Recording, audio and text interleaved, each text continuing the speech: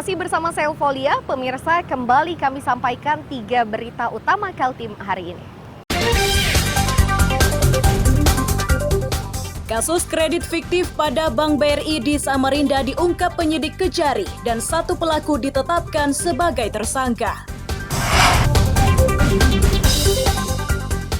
Pergeseran tanah di perumahan Keledang Mas Samarinda Seberang meresahkan warga meski upaya penanganan mulai dilakukan.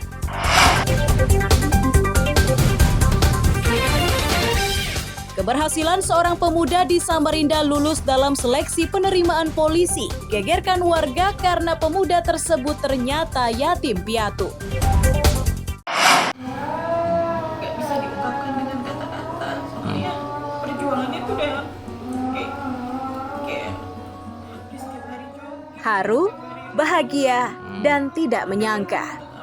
Itulah yang dirasakan Dwi Fitri Jalasari, warga Jalan Sejati Samarinda Ilir, yang tinggal di rumah kontrakan. Ia tidak menyangka jika adik laki-lakinya bisa lolos seleksi masuk menjadi calon bintara polisi. Saat adiknya berangkat mendaftar, Dwi Fitri Jalasari begitu khawatir karena sebelumnya sang adik sudah 2 kali gagal dalam seleksi masuk tentara. Rasa khawatir Dwi Fitri bertambah karena tidak memiliki uang untuk menyokong adiknya tersebut. Saat berangkat menuju ke Balikpapan pun, adiknya itu hanya memiliki uang yang cukup untuk membayar tiket bus. Takut gitu loh, apalagi pas pengumuman kemarin kan ditunda sekalinya tuh ada penambahan kuota. Saya juga selalu bilang pas ditunda tuh bilang kayak gini, gak apa-apa mbak, ada waktu buat berdoa, ada waktu bersolat tahajud lagi. Tapi kayak takut gitu, ini sudah perjuangan yang terakhir kali. Buru-buru punya uang, mau berangkat aja naik terminal. Yogi Sanju Ibrahim, demikian nama pemuda berusia 20 tahun yang juga adik dari Dwi Fitri.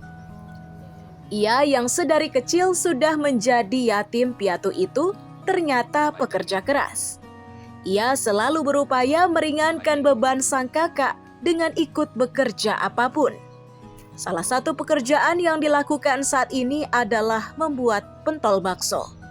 Yogi menyatakan dirinya ingin masuk menjadi bintara polisi semata agar bisa membantu sang kakak.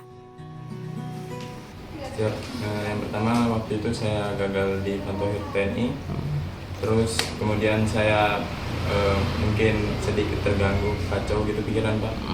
Tapi saya tetap berusaha dengan tujuan saya, yaitu untuk membahagiakan kedua orang tua serta membanggakan orang-orang sekitar. Jadi saya melihat ada pendaftaran Bintara Polri, saya hanya modal berdoa saja dan usaha, saya lanjut mendaftarkan saya di polisi tersebut. Saat ini berbagai persiapan terus dilakukan oleh Yogi untuk menghadapi latihan fisik. Namun, Yogi yakin tak ada yang mustahil jika terus berupaya. Amir Hamzah dan tim liputan melaporkan dari Samarinda.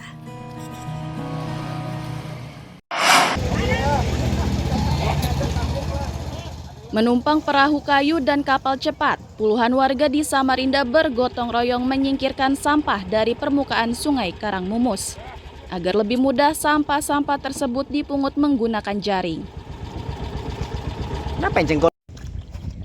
Wali Kota Samarinda Andi Harun menegaskan keberadaan Sungai Karangmumus penting bagi kehidupan. Sungai itu bukan saja sebagai pendukung ekonomi, namun juga bisa dimanfaatkan sebagai pengendali banjir.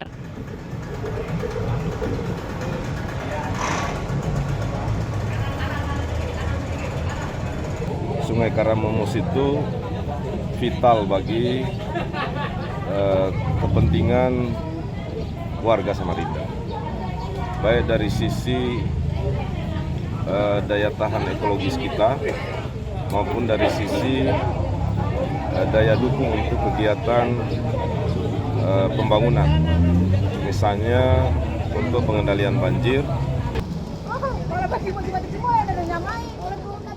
Seorang aktivis lingkungan yang baru mendapatkan Kalpataru menegaskan sampah-sampah di permukaan sungai ini berasal dari desa dan kota.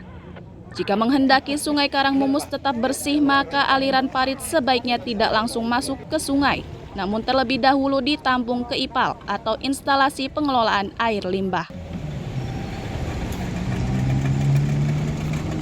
Pertama itu dari limbah desa dan kota. Iya. Saat ini dari limbah desa dan kota, dari dapur rumah tangga kita itu masuk ke parit dan langsung masuk ke sungai. Yaitu ya ini sumber air bersih dan sehat. Jadi kalau mau selamat air sungai ini sumber airnya itu ialah setiap paret, got atau drainase yang muaranya ke Sungai Karangmumus itu melalui IPAL, instalasi pengelolaan air limbah. Kalau dia sudah tidak mengandung limbah baik cair maupun padat, baik yang kasat mata enggak, baru dia boleh dilepas di sungai. Begitu perlakuan ekologi kalau ini mau menjadi sumber air bersih dan sehat. Karena nanti ada lagi bedanya kalau dia ini untuk membuang air banjir.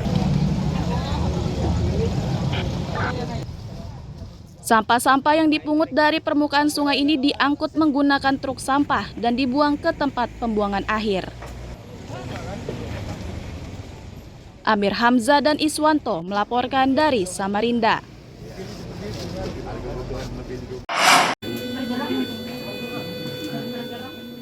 Masyarakat Kabupaten Berau yang hendak cuci darah kini tak lagi harus keluar daerah.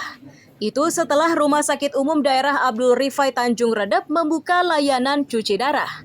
Di tahap awal ini layanan cuci darahnya masih terbatas. Direktur Rumah Sakit Abdul Rifai Dr. Jusram menyatakan keterbatasan disebabkan minimnya jumlah tim medis. Di tahap awal rumah sakit sudah menangani 8 pasien.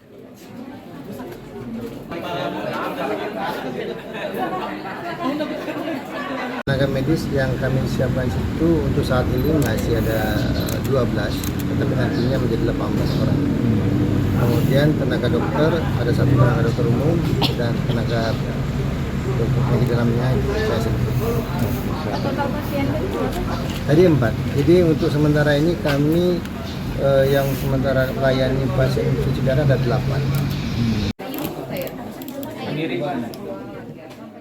Salah satu pasien yang mendapatkan layanan cuci darah mengaku senang karena dirinya tidak lagi harus mengeluarkan banyak biaya untuk perjalanan keluar daerah.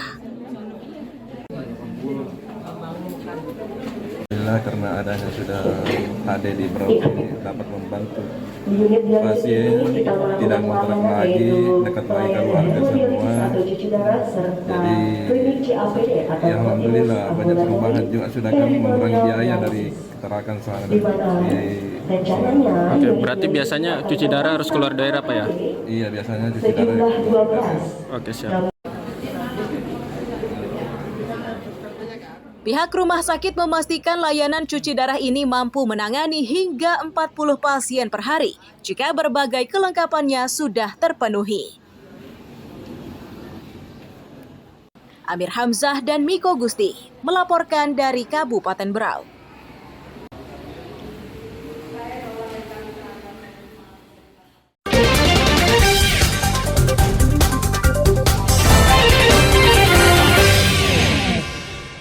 Pemirsa, berita tadi sekaligus menutup perjumpaan kita kali ini.